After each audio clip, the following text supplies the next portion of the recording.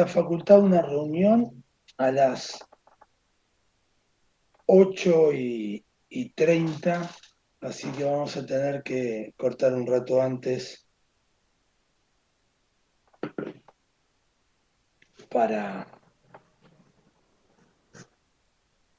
poder que yo pueda ir. Así que bueno, disculpen, pero ahí es un tema importante que hay que ir a resolver. Bueno, cuéntenme, eh, dudas, preguntas, cómo avanzan los trabajos, alguien quiere mostrar algo. Buen día, profesor. Si no molesta, quería hacer una pregunta sobre el TP. Dale. ¿Le parece si comparto pantalla un segundo? Perfecto, sí, sí. Un segundito. Bien. Nosotros, para dar un poco de contexto, lo que estamos haciendo es un proyecto de Reinforcement Learning, aprendiendo a jugar un juego de NES. ¿Sí? Parecido a los juegos de Atari, pero una consola un poco más moderna. El juego que elegimos es Arkanoid, que es una versión un poco diferente del Breakout, ese que moves una plataforma y hay que rebotar una pelotita hasta que Sí. destruir los bloques. Hay literatura al respecto, incluso el paper original de OpenAI habla al respecto. Nosotros lo que no estamos logrando es que el modelo aprenda realmente. Entrenamos eh, una red de Deep Q Learning por 4.000 episodios, lo cual terminan siendo aproximadamente unos 4 o 5 millones de cuadros. Y a pesar de eso, las duraciones de cada episodio se ve como un proceso aleatorio, básicamente. Los puntajes siguen pareciendo un proceso aleatorio, incluso después de ese entrenamiento no se ve una mejora significativa a lo largo del tiempo. Y de vuelta, los puntajes por cantidad de duración terminan demostrando que básicamente está siendo medio aleatorio todo. La pregunta era, ¿qué esperaba ver en el TP o hasta qué punto deberíamos tratar de hacerlo andar? No, O si fuera necesario cambiar TP porque nada, el no, tiempo de no, entrenamiento. está perfecto lo que hicieron. En primer Ok, lugar, la idea no es que ganen, que pasen, para nada. En el TP lo que tenés que poner, y que va a ser lo más importante, es el hecho de todos los caminos que fuiste probando, explicar por qué lo probaste y tratar de entender qué es lo que está pasando. Eso es lo más enriquecedor.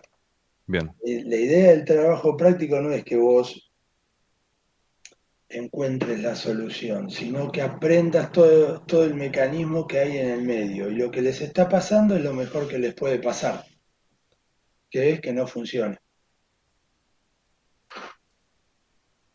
Seguramente habrá que armar otra estructura de red, habrá que ver otro modelo para, para poder trabajar. Capaz que no es el más apropiado el de Deep Learning y es más apropiado el de Reinforced Learning, pero no importa ese detalle. Es el proceso habitual que te vas a encontrar cuando estás trabajando en ciencia de datos. Arrancás con un modelo, tratás, no encontrás, vas por otro, no encontrás, vas estudiando en la literatura, no es que tengas que cambiar de modelo, pero por lo menos busca qué es lo que se ha hecho para resolver situaciones similares. Y aunque sea, déjalo asentado en el trabajo práctico. Con eso ya está bien, ok. porque eso me da un buen... ¿Tenías alguna otra pregunta? No, no, si teníamos una recomendación general de algún modelo para probar o alguna otra cosa que podamos intentar. Hasta ahora nos hemos concentrado en hacer andar el modelo de Deep Q Learning. Eh, Está bien, Básicamente, con eso tendría que andar. Habría que configurar. ok. Bueno, seguimos probando y dejamos asentados los experimentos que vayamos haciendo. Eso De- es lo importante que vos tenés que tratar de explicar. Bien, ok. Bueno, dejamos eso escrito de los dos modelos que hicimos y de diferentes configuraciones que hayamos hecho. Gracias, era eso. Sobre todo lo importante, Ignacio, es que pongas, los, esto es genérico ya para el trabajo práctico este, pero para las tesis y para cualquier tipo de trabajo que ustedes hagan. Lo más importante que tienen que escribir no es el hallazgo de lo que ustedes, eh, o sea, el triunfo, ¿no? Es, esto fue lo que anduvo bien. Le están sacando un montón de calidad a su TP. Le están sacando un montón de esfuerzo que ustedes hicieron y que no lo ponen y no lo dejan registrado en ningún lado. Y lo que puede suceder ahí, no lo que puede suceder, lo que sucede ahí, que la persona que lo lee no tiene por qué saber eso, de todas las cosas que ustedes hicieron. Entonces dice, bueno, es un trabajito. Está bien, trabajo que anda bien, hace lo que tiene que hacer, cumple la consigna y ya está. Pero si ese mismo trabajo que escriben ahí detallan todo el proceso por el cual llegaron a ese caso de éxito, las 30 veces que no funcionó, los cambios que tuvieron que hacer, qué es lo que, por qué, cómo resolvieron los problemas a los que se enfrentaban. Si lo dejan detallado, todo eso lo que va a hacer es que un día, cuando lea la otra persona, el que juzga ese trabajo, eso va a decir, mirá todo el esfuerzo que hicieron y mirá qué manera de ir resolviendo ante estas preguntas o ante estos desafíos que se fueron presentando, cómo se fue resolviendo. Entonces, ahí lo que tienen que hacer es, no existe una forma única de presentar eso, es que existen varias maneras y depende de cómo fue hecho el trabajo, la estructura que hay que darle al trabajo, ¿no? Si ustedes tienen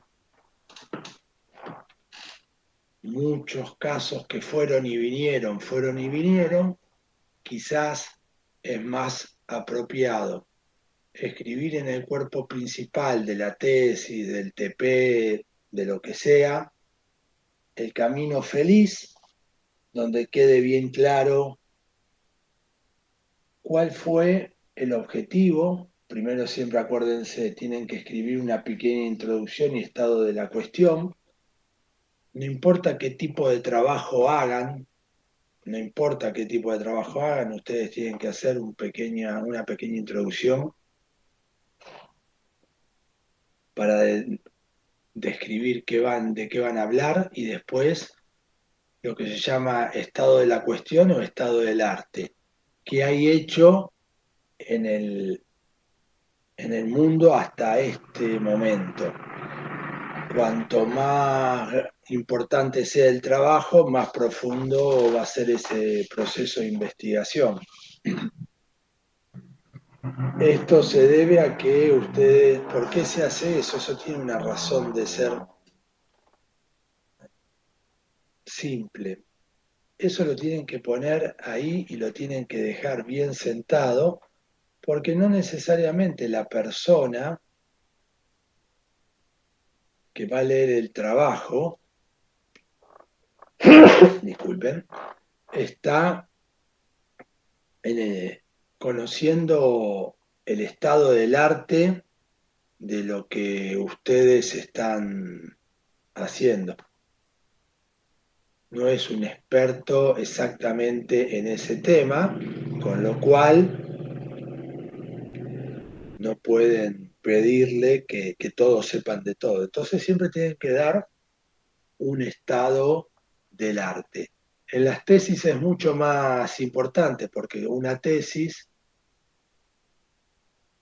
en cualquier sentido, de grado, de posgrado, lo que sea, tiene que tener algún grado de innovación, con lo cual ahí ese proceso es mucho más profundo y tiene que quedar presente. Seguido a eso, deben, en el trabajo, en el TP, deben presentar bien el problema que quieren atacar, el que quieren resolver, con un apartado que diga problema. Y tiene que quedar, no debe haber dudas. Muchas veces uno lee un trabajo práctico, lee una tesis y no le termina de quedar bien en claro qué es esto, que para qué es, para qué lo voy a utilizar. No me queda claro. Bueno, ahí es un problema que tenemos que resolver. Entonces tiene que quedar muy en claro, muy en claro, el hecho de poder explicar cuál es el problema en palabras claras. Y después hacen el desarrollo que ustedes tuvieron, ¿no? Cómo solucionaron. Primero lo presentan en una forma teórica, rápidamente, y después agregan la solución. Después viene la experimentación, demuestran en un caso práctico, al menos en uno, cómo van a solucionar esto, como esa solución teórica que habíamos mostrado anteriormente, cómo la van a presentar en forma práctica. Después vienen las conclusiones del trabajo y por último las futuras líneas de investigación. ¿Qué son las futuras líneas de investigación? Primero, las conclusiones del trabajo les dicen a dónde arribaron, punto. Y tiene que quedar bien claro. Por lo general se escribe cuál era el objetivo del trabajo, se vuelve a repetir, se transcribe el objetivo del trabajo en las conclusiones y se escribe además los resultados obtenidos. Tiene que quedar muy en claro. Otro concepto que siempre tienen que tener en cuenta cuando escriben un trabajo, una tesis, lo que sea, es que no deben sacar al lector de la tesis de la sección en la que se encuentra. Si ustedes ponen en la conclusión, en función de los objetivos definidos y escriben la conclusión y no ponen el objetivo, obligan al lector de ese documento a tener que saltar a donde estaban los objetivos, tener que verlos y volver. Y eso no es bueno. Ustedes tienen que dejar que la persona no se mueva del área en donde está haciendo su lectura.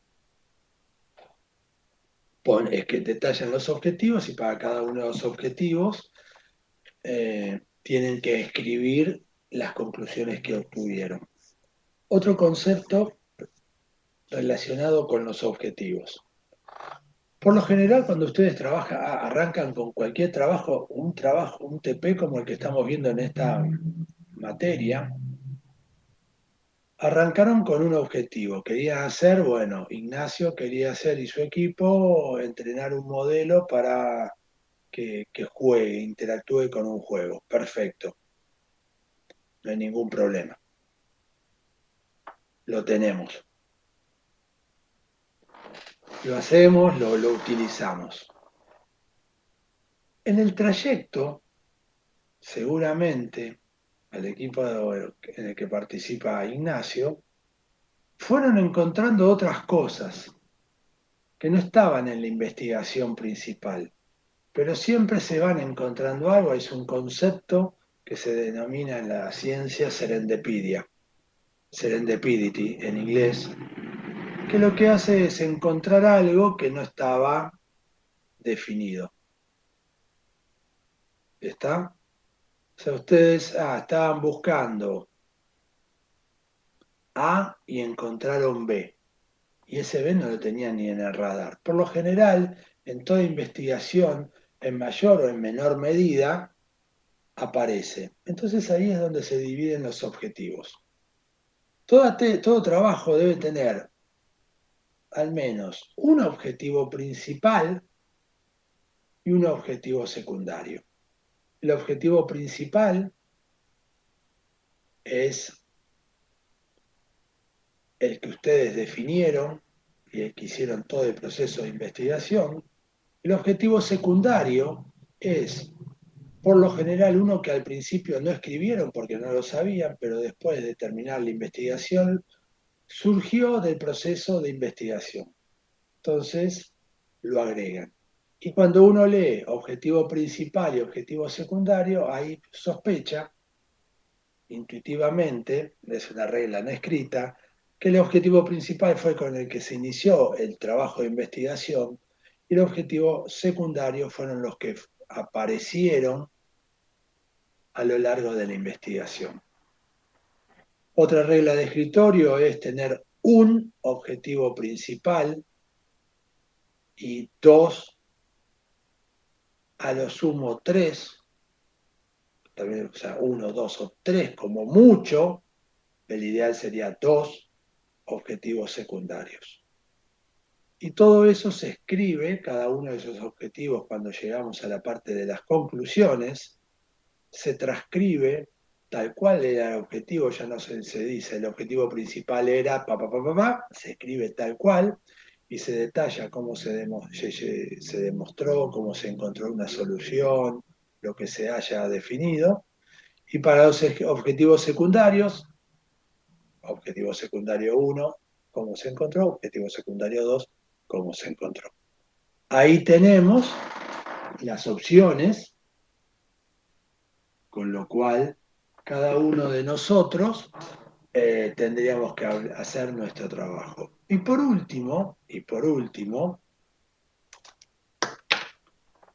por último, futura línea de investigación. La futura línea de investigación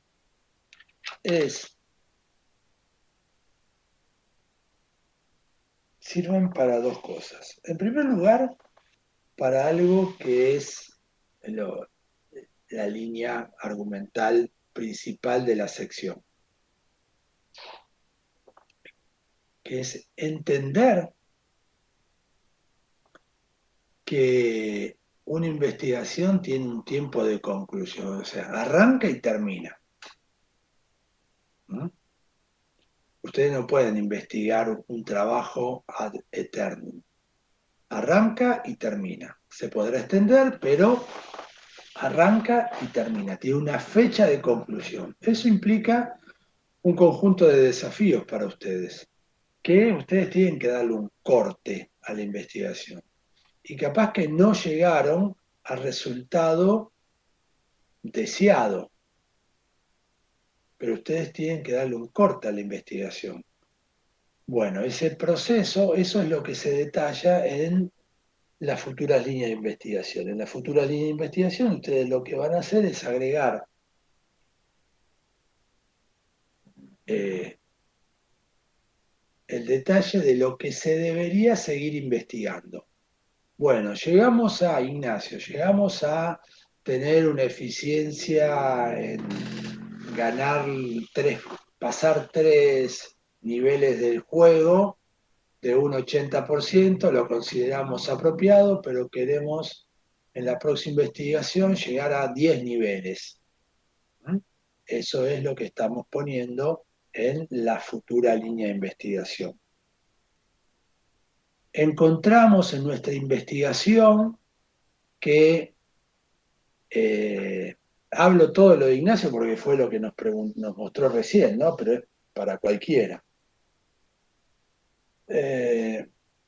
La futura línea de investigación puede ser también el proceso de generar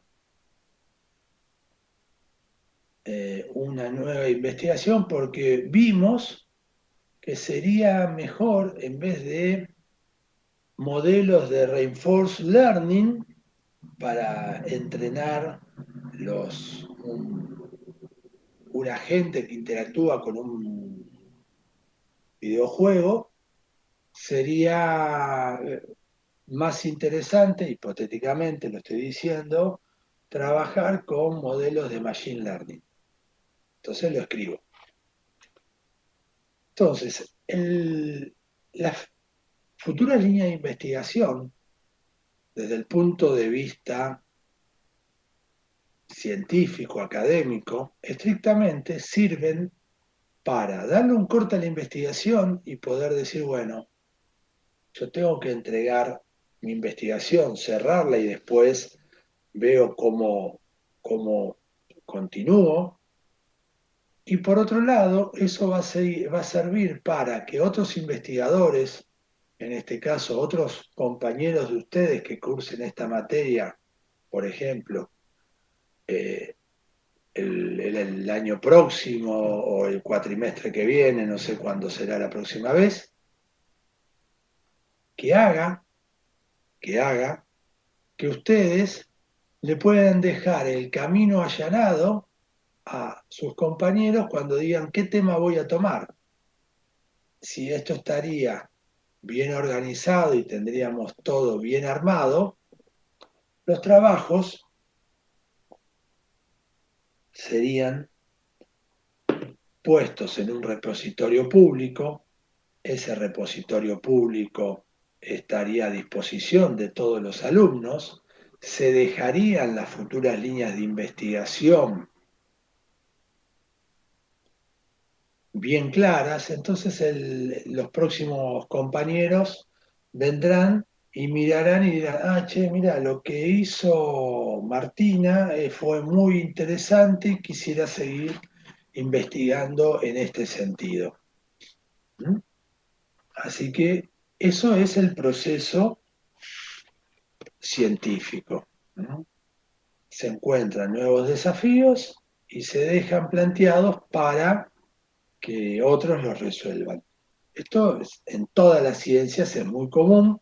En matemáticas, sobre todo, ha habido problemas que han tardado en resolverse cientos de años. Se han planteado quizás en el 1700 y se resolvió en el 1900 o en el 2000.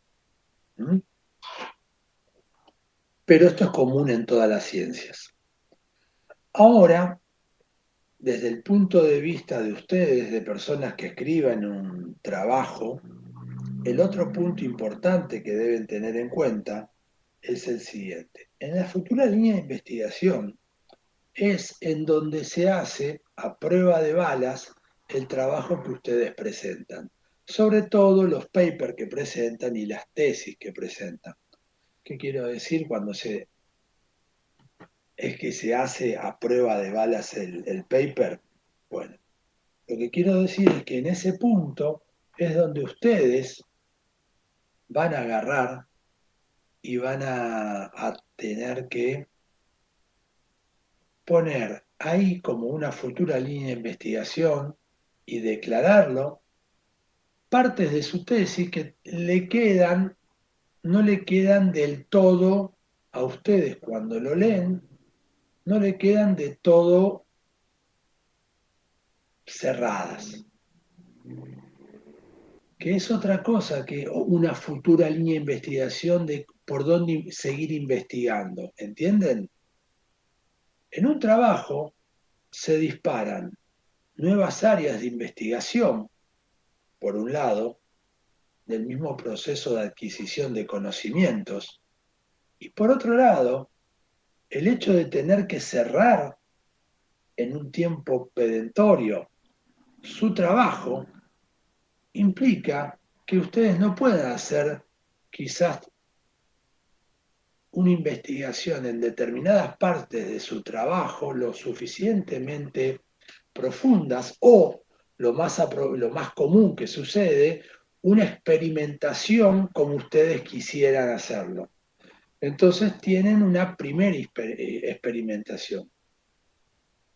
¿Mm? Y no tienen la profundidad de todos los casos de prueba que le quisieran aportar al modelo. Bueno, todo eso es lo que deben escribir en sus futuras líneas de investigación. Eso lo que les va a hacer es, primero, darle a ustedes mismos para que hagan, evolucionen con sus investigaciones y a otras personas nuevas investigaciones, que ustedes también puedan detallar que, bueno, hay que seguir probando en esto. No lo terminé de probar y se sobreentiende que es por tiempo. Y eso hace que su trabajo sea mucho más valioso, más meritorio. ¿Por qué? Porque les permite a ustedes hacer algo bien interesante. ¿Qué es ese algo bien interesante? Es que su trabajo, cuando lo lea un evaluador, diga, ah, bueno, ya lo encontraron, entonces ya se dieron cuenta de esto, entonces le quitan un argumento al evaluador que pueda machacar sobre su trabajo. Si yo leo en futura línea de investigación que una de las cosas en la cual está flojo el trabajo es seguir experimentando, digo, ah, está bien, ya se dieron cuenta, no lo puedo mencionar yo porque ya está escrito, entonces me quito un argumento para rechazar el trabajo. Y yo lo debo entender porque hay un tiempo en el cual se deben entregar las cosas. Así que sepan y ténganlo siempre presente que la última parte, que son las futuras líneas de investigación, debe ser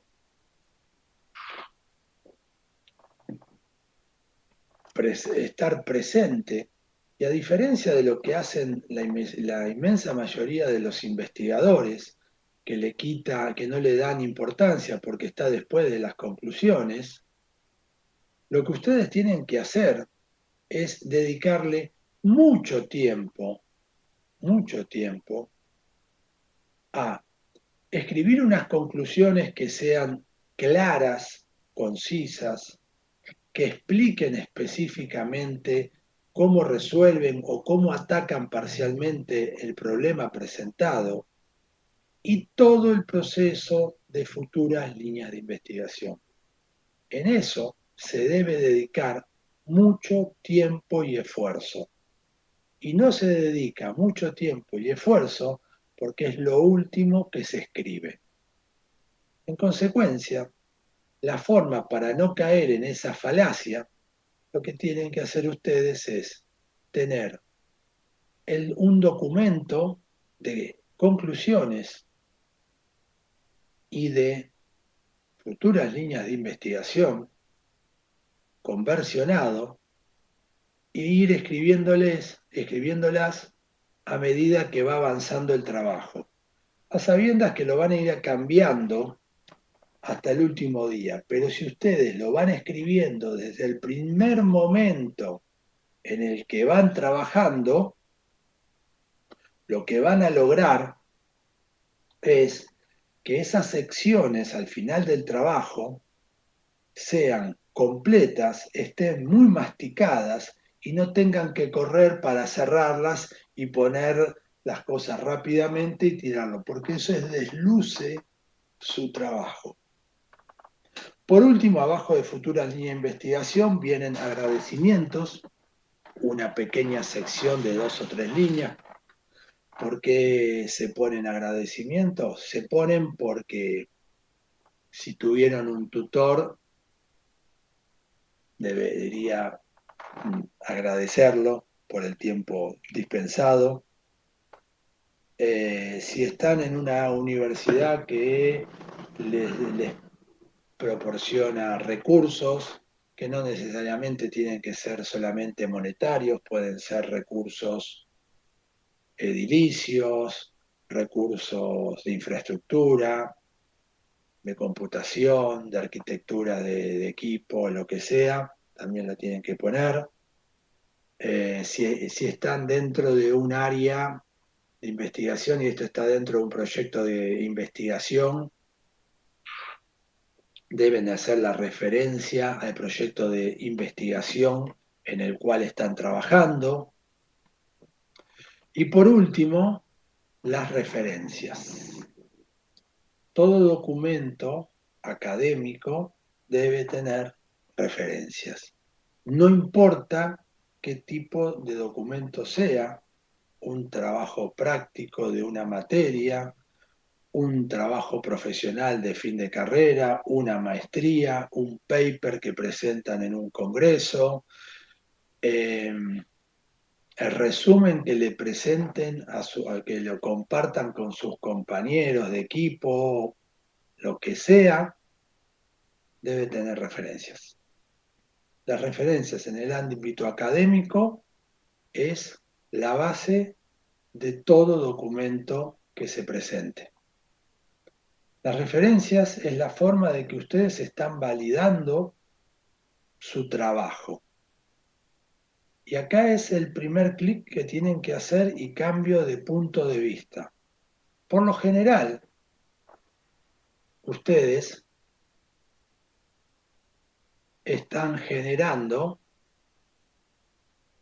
un documento y dicen, no, no, si pongo las referencias y veo que están haciendo algo muy parecido a mí, me va a quitar valor. Es exactamente lo contrario. Cuanto ustedes en su trabajo pongan más referencias a otros autores, a otros compañeros, a otros científicos, a los referencias en general, y lo llenen y lo tapicen de referencias su trabajo, van a lograr que su trabajo tenga mayor solidez. ¿Por qué? Porque demuestra que ustedes hicieron un proceso de revisión sistemática de literatura científica, conocen del tema, y el hecho de que haya referencias actuales y una cantidad suficiente demuestra que el trabajo es pertinente. Entonces, a diferencia de lo que se piensa habitualmente, es más importante que ustedes pongan muchas referencias y digan, el problema lo voy a tratar de solucionar porque se ha hecho todo esto y falta esto, eso después en una tesis o en un trabajo profesional se pone en algo que se llama matriz de vacancia. Eso debe quedar bien en claro, pero las referencias son centrales. No hay nada más complejo, más terrible en en el área científica y académica que haber hecho un plagio. Y es lo que ustedes nunca deberían llegar a eso. Un plagio puede estar dado por dos razones. Primero, por el plagio en sí, el burdo, donde una persona ve un trabajo, lo copia y lo hace pasar por propio. Eso es lo imperdonable, lo que no se puede permitir. Y en el área académica y científica eso sería una mancha importante. Después está el plagio por salame. ¿Cuál es el plagio por salame? Es el plagio que se crea cuando uno no hizo una revisión sistemática de literatura científica lo suficientemente ordenada, prolija y profunda, y hizo una revisión rápida, muy superficial del proceso, y dijo, ah, mira, hay esto y voy a hacer esto. Y ese esto que quieren definir ustedes ya estaba hecho, no por uno, sino por varios eh, autores.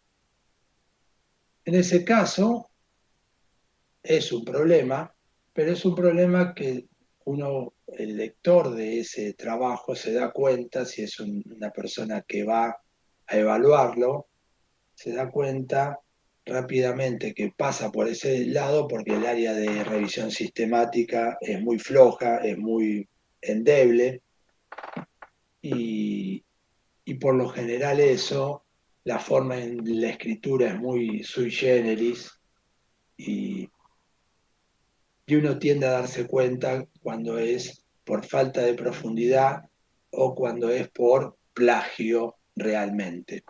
El primero sería que le describí plagio y el segundo es falta de conocimiento del proceso científico. Pero los dos son un problema. Indudablemente el primero es muy superior al segundo. Y es en algo que ustedes no deben caer. La revisión sistemática de literatura científica, o sea, el proceso de buscar la información en torno al problema que ustedes están teniendo, es lo primero que deben hacer antes de largarse a trabajar con una sola línea de código. Y era lo que le decía Ignacio. Lo que ustedes tienen que hacer ahí es simplemente revisar. Hay metodologías para hacer todo ese proceso, estándares, pero por lo menos tienen que buscar en profundidad qué es lo que se hizo, cómo se hizo y por dónde sigue la línea de investigación. ¿De qué manera se hace? ¿Quién lo está haciendo? ¿Cuáles fueron los errores que se cometieron? ¿Cuál fue el proceso? Y empezar a trabajar a partir de lo que está desarrollado. Y ese es el secreto de la primera parte que yo les decía, luego de la introducción, el estado del arte. El estado del arte tienen que escribir todo eso con las referencias. Por otra parte, lo que tienen que entender de las referencias es que hay varias metodologías de escribir referencias. Hay metodologías que son de Springer, cuando es un paper, pero en general cuando es un texto para la universidad, se utilizan la metodología APA, APA, APA, en su versión 6 o superior. ¿Mm? Ustedes ponen en el documento, en Google o googlean APA 6 y, y ya lo tienen resuelto. Ahí ven el ejemplo de cómo se pone. Bueno, el tema de las referencias es un tema en sí para todo trabajo, porque no lo toman de manera seria desde el primer momento, van marcando por ahí, haciendo algunas marcas y después cuando llega el final del trabajo, que ya estamos cansados, llega un momento en que está totalmente eh, estamos apurados por terminar el trabajo y nos tenemos que poner a hacer eso que es súper engorroso. Entonces, hay algunas herramientas que ya no sirven para resolver a eso. Por ejemplo, el desktop de Mandalay con Y. Es una pequeña aplicación que ustedes se las bajan y cada vez que encuentran una referencia van poniendo, les pide un par de datos y lo van guardando ahí. Y hacen todas las referencias. Lo bueno de eso, lo bueno de eso es que cuando terminan de incluir todas sus referencias, deciden hacer, bueno, enter. Quiero exportar mis referencias en APA 6 y ya les da todas sus referencias en la estructura correcta APA 6, copian y lo ponen en su área de referencias y no tienen que hacer ningún esfuerzo más. Y por último, algo muy común que pasa es que cuando van escribiendo las distintas versiones de el estado de la cuestión principalmente y de la introducción, donde van en un 99% las referencias, no quiere decir que en otras secciones no pueda haber referencias, pero casi siempre se incluyen en esa área. Lo que ustedes tienen que revisar como último paso, ver que todas las referencias que pusieron en esas áreas del documento están al final del documento y viceversa, que todas las que están en referencias están en el documento. Un tema, un problema muy habitual, el cual debemos entender, es, hay referencias que se van borrando, se van poniendo, las vamos sacando en las distintas versiones del documento y nos queda desequilibrado. Bueno, todo eso es lo que tenemos que tener en cuenta al momento de trabajar con un documento de este tipo. ¿Mm? Y ahí está todo el proceso que ustedes tienen que hacer. Lo pueden tomar como una buena base para generar este trabajo profesional, este trabajo de la materia, que sea un embrión, aunque sea, para que ustedes después sepan cómo desarrollarlo eh, a futuro, ¿no? Cuando tengan su trabajo profesional o su tesis. Pero la estructura es siempre la misma, no cambia. ¿Alguna pregunta hasta acá?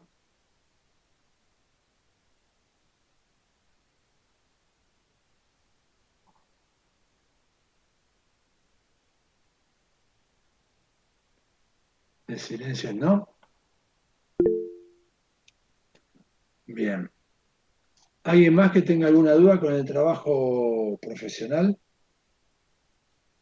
Trabajo práctico, quiere decir.